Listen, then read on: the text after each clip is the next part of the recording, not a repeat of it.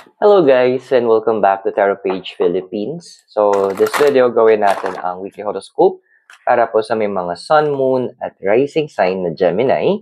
The date is for November 17 to 23. So kung bago kayo, subscribe, like, and share. Kung hindi mo alam yung sun, moon, rising mo, kasi importante siya, sa end po ng video may link tayo para mapanood niyo po yun. Readings are for guidance purposes, use your free will wisely. At kung gusto pong supportahan monthly ang ating channel for growth, you can click the join button or one time for the thanks button sa baba. Gemini, how are you? So, meron tayo dito is a change in the wind. Kalma lang. Yung masasabi ko unang-una. Kalma ka lang ha. Alam ko medyo frustrated ka na. Andoon na parang, gusto mo na talagang mag-break out, magkaroon ka ng breakthrough. Para ano lang yan eh, parang sa tagyawat. Huwag mo munang pakialaman kasi hindi pa hinog. Wala akong maisip na ibang example eh. So, andoon na. Give it time, sasabi ng universe. And yung paghihintay mo, magkakaroon naman yan ng magandang kakalabasan. Yes, naiintindihan naman ng universe na andoon na medyo na-frustrate ka, medyo naiirita ka na medyo parang napipikon ka na sa mga nangyari at gusto mo nang umalis kung nasan ka ngayon. But it's not yet time. Tanda mo na may bibigyan na timing universe. Tsaka, alam mo din na may mga hinihintay ka na munang mangyari or pwedeng matanggap. Ano ba, mag-resign ba kayo? Hinihintay niya yung 13th month pay nyo lang. So parang gano'n siguro. If you're planning to resign at ang hinihintay mo 13th month pay, tiis muna tayo. Take it one day at a time. Ang ginagawa ko nung kung napipikon ako doon sa, ang haba nung hinihintay kong mga araw. What I do, para hindi ako masyadong frustrate, tinitake ko siya part by part. Parang, okay, yung next, pag-login ko, yung next break ko is 2 hours from now. So, 2 hours muna ako. So, 120 minutes lang to. So, andoon na, tulungan mo yung sarili mo na to encourage mo yung sarili mo. Ikaw na mismo mag-encourage kasi huwag ka umasa na ibang tao mag-encourage sa'yo kasi sabihin na lang natin yung mga tao sa paligid mo, medyo busy din sila sa sarili nilang mga ganap sa buhay. Ha? So, tiis pa tayong konti. Hindi na lang. Take it one day at a time. Kasi, alam mo naman yung crossing mo, fork in the road. Literal, wala. Sorry medyo kakaiba yung cards. Medyo sabi kasi ng fork in the road na, literal, alam mo naman na wala ka naman choice sa ngayon. Na yan talaga yung nangyayari at kailangan mo talaga muna siyang tanggapin. And sabihin na lang natin na, ganito na lang, para mas maganda siya pakinggan. Minsan kailangan natin dumaan sa dilim para maabot natin ng liwanag. Parang ganito. Kailangan natin dumaan ng yung gabi para makita ulit natin ang mukhang liwayway. So, ganun din sa nangyayari sa'yo.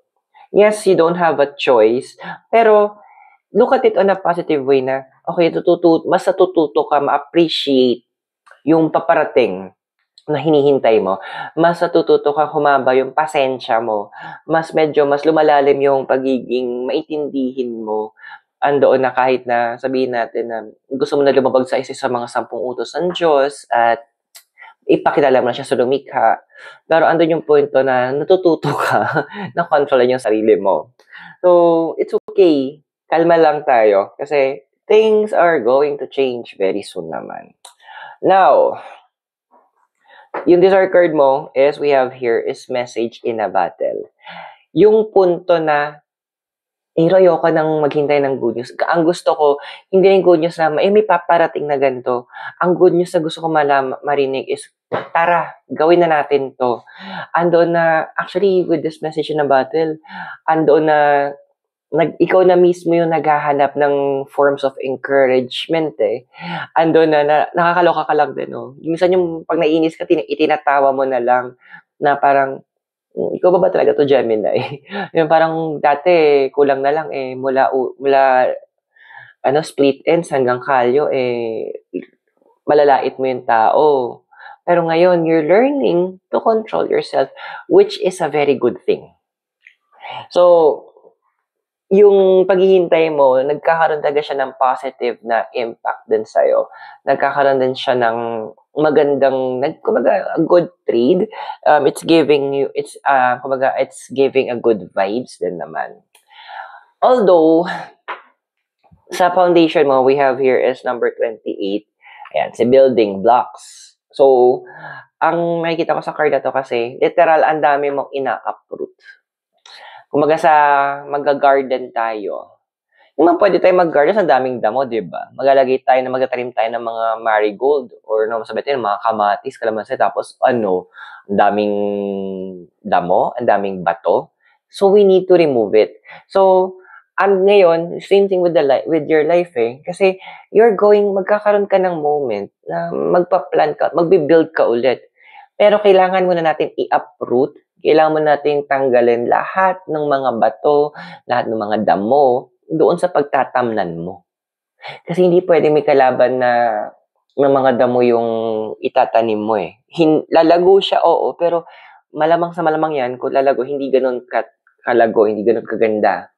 Or masakit nun, pwedeng masuffocate siya kasi maraming damo, tapos hindi maraming damo, so natakpan yung ilaw ng araw, tapos maraming bato, sa baba, hindi makalalim yung ugat niya. So, masusuffocate, mamamatay. So, hindi ako magtataka na ang dami mo talagang i-reset sa life mo. Mga dati mong paniniwala, dati mong ginagawa, talagang poof, you will be removing them all. At papalitan mo ng bago. This is a total reset na gagawin mo. Pero kailangan mo na mahabang pasensya pa. Habang pate, kaya konti pa to. Kasi, sabi nga na number 36, come to the edge. Medyo brutal yung mga message ng cards Nagawa mo nga ilang taon maghintay Ano pa ba yung mga ilang araw na lang? Mga ilang linggo na lang? You waited enough. Oo, sabihin natin. Andun yung sinasabi mo, napapagod na ako maghintay. Nagawa mo nga ng ilang taon. What more ng ilang araw na lang, ilang linggo na lang? Yung iba, medyo extreme na yung ilang buwan. Pero ilang linggo na lang, makukuha mo na yung kailangan mo. Yung sign na hinihintay mo, it will happen. Konting tiis na lang, sabi ng card. Konting laban pa, konting push pa. Oo, magkaroon ka, bigyan mo yung sarili mo ng breather, hinga-hinga pag may time. Kasi kailangan mo din. Pero again, sinasabi sa'yo, nagawa mo dati, push mo pa ng konti. Konti pa. Kasi, it will be all worth it. Tsaka, mas patitindi pa nga yung mga pinagdaanan mo nun Iba sa inyo, you got through marriage problems, family problems, diba? Abandon as a child, pero na-survive nyo. You got out of it. Worst pa yun. Eto, kaya mo to. Because, very soon, literal, we have here number 47, go the distance. Literal, there's a lot of you guys who will be will be going the distance. Andoon na talagang lilipat kayo sa in different places. Pwedeng lipat work, lipat bahay, lipat possible to, iba lipat relasyon kasi napaka-toxic na ng mga ibang kasama. Pwede naman jowa lang, pwedeng kasama sa work, kasama sa bahay. Lipat sitwasyon. Literal, you will be leaving kung nasan kayo. Kumaga, ang setting mo, parang ganito isipin mo. Nasa gas station ka. Nagpupuno ka ng gas at kumukuha ka pa, magpupuno ka ng ibang mga galon para sa reserba mo, para doon sa magiging paglalakbay mo. Yun yung hinihintay mo. So, wag kang magmadali. Okay? So, kung nakaka-resonate ka sa readings natin, subscribe, like, and share. At para magkaroon ka ng access sa mga future videos natin. But for now, nilalamig kasi to. Tuloy natin yung reading mo. So, your physical environment, we have here number 24, time for a nap. Sorry yung pahinga medyo malayo-layo pa. Pwede naman tayo mag-break, okay? Pero yung tipong makakahinga ka talaga ng malalim, na it's done, medyo hindi pa. Now, yes, andoon na kailangan mong bigyan yung sarili mo ng moments, kumakanakaw ka ng sandali para maipahinga mo yung physical body mo, please gawin mo. Kung kailangan mo humingi ng tulong sa ibang mga responsibilities, sa mga task mo, kasi nga medyo madami na siya, habang hinihintay mo yung timing opportunity, gawin mo. Huwag tayong, kung magasabi nga, di ba, this is a commercial, huwag mahihiyang magtanong. in this case sa'yo, huwag manghihiyang humingi ng tulong pag kailangan. Kasi alam mo naman kung kanino ka pwedeng lumapit eh. So, dahan-dahan lang. And with the card of time for anak, ito yung kasabihan na ko eh, strike while the iron is hot. Kumaga sa isang panday, kapag hinango nila yung espada mula doon sa may apoyan, andoon habang nagbabaga, hampas lang ng hampas. So, grind lang ng grind. Kasi kapag lumamig yun, mahirap na siyang i-mold. Same thing din sa'yo. Now, sa emotion environment mo, meron tayo dito, number 2, the card of yin. Medyo solo muna tayo, Gemini, ha? Ito yung panapala sa'yo. Huwag ka muna magkukwento ng ibang plano mo sa ibang mga tao, ha? Kumbaga, kung meron ka mapagsasabihan, doon lang muna. Huwag na yung sa ibang mga tao pa.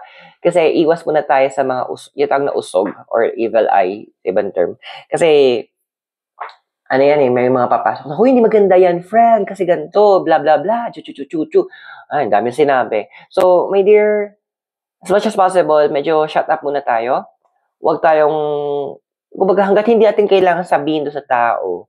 Kung nangangati ka lang kasi gusto i-chismis mo na lang doon sa mga napagsasabihan mo talaga na nagbibigay sa'yo ng magandang opinion. Okay? Okay, so, your hopes and fears we have here is clean it up. So, movement is yung time of movement is coming up, is medyo palapit na siya ng palapit. Literal, yung mga kailangan mong ayusin mo na. So if this is a job transfer, so ayusin mo na yung mga documents na kailangan mo. Syempre yung mga tipong mga kung pang ibang bansa ka. So andyan yung passport, yung mga yung mga clearance, medical kineme mo. Ayusin mo na. So, make it into a one folder. So, kung local job to, ganun din. Yung mga kailangan mong clearance, ayusin mo na. If it's a house transfer, yung mga gamit na kailangan mo itabi mo na. Yung mga hindi, itapon mo na, pamigay mo na. Para less excess tayo. As now, kung ano yung pwede mong ayusin mo na. Para hindi ka rin ma-bored habang naghihintay. Because, your future we have here is a card of breathe. Medyo magiging intense yung mga remaining weeks mo bago yung big transfer mo. Andoon din na, makakaramdam ka ng frustration, maiirita ka. Pero, sinasabi ng card na to, wala na tong urungan. Wala na tong balikan. Kasi yung pagbabagong to, kailangan mo to. Long overdue na to. Taon na actually, iba sa inyo. Para sa ito tong change is taon na dapat na tagal na nangyari. Nadali kasi inuunan yung ibang tao. Now, be selfish, unahin mo yung sarili mo. Okay? Kasi deserve mo naman to, Gemini. So I hope nakatulong yung readings. Those are for guidance purposes. Use your free will wisely. Bago ka, subscribe, like, and share. So maraming salamat. God bless the Master. Hare Krishna, blessed be. And I hope to see you very soon. Mula po ito sa Baguio City. Have a great day. Bye for now.